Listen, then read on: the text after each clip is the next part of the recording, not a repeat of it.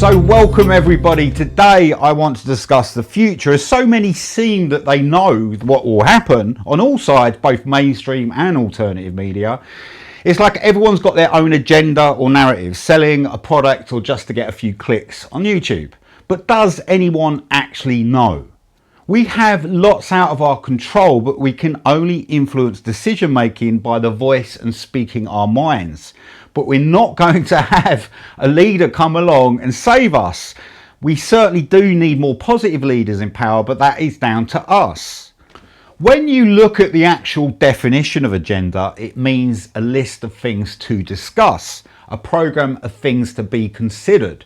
I'm not saying the people that have an agenda don't want their plan to work, but the actual definition of the word agenda is temporarily organised plan for matters to be attended to. So it's our job to become aware of them and attend to what needs to be done in response. So you could say that the worldwide agenda has been shown to everyone now, not in a direct way and getting more blatant by the day, but as it's getting more revealed, people are starting to look at life and the world in a different way. Yes, you can call it waking up. Maybe that's a bit of a big jump, but people are definitely becoming a lot more aware of the way the world is constructed, understanding more about the history, who and what they are.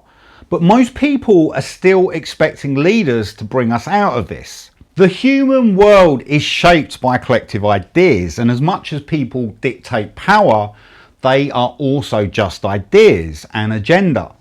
And they are just sharing those ideas with you, whether you like that or not. I'm not justifying evil or darkness, but this is another way to look at it. It's about how you are participating in it or even not participating.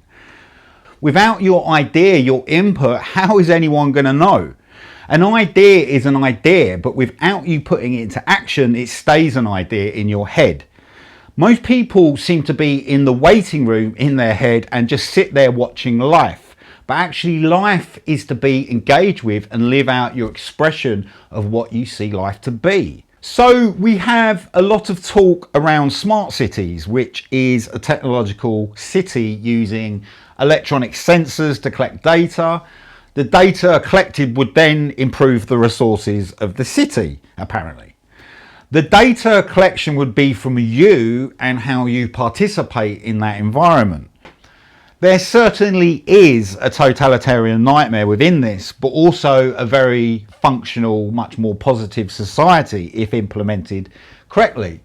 Like I said earlier, this is just an agenda, a business plan with dark objectives, but will it actually work?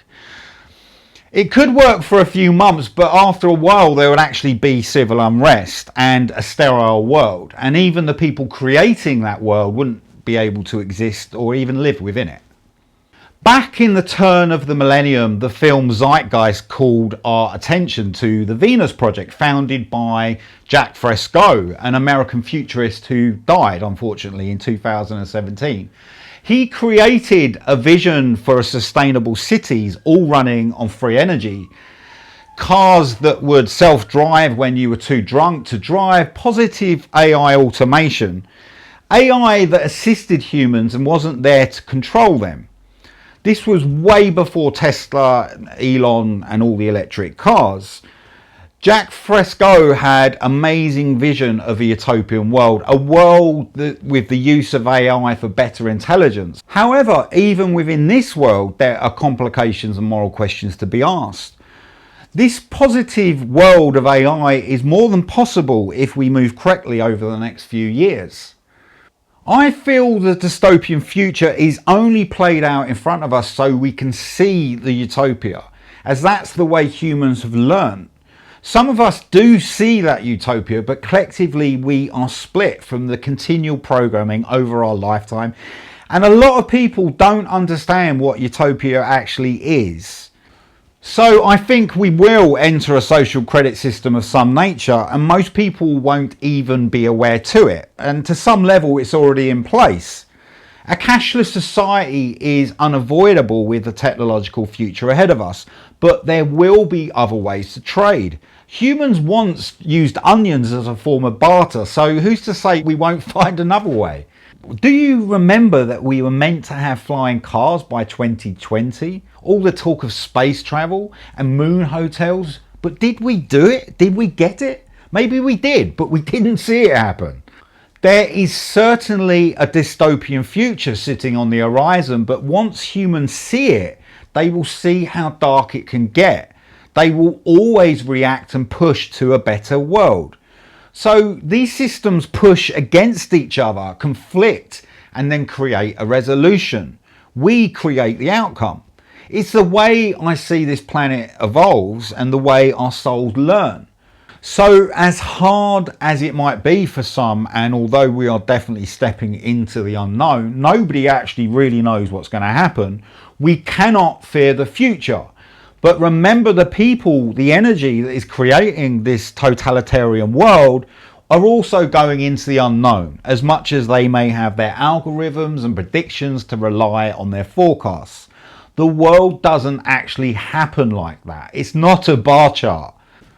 Once it's heard or out in the open, that plan changes because it has to.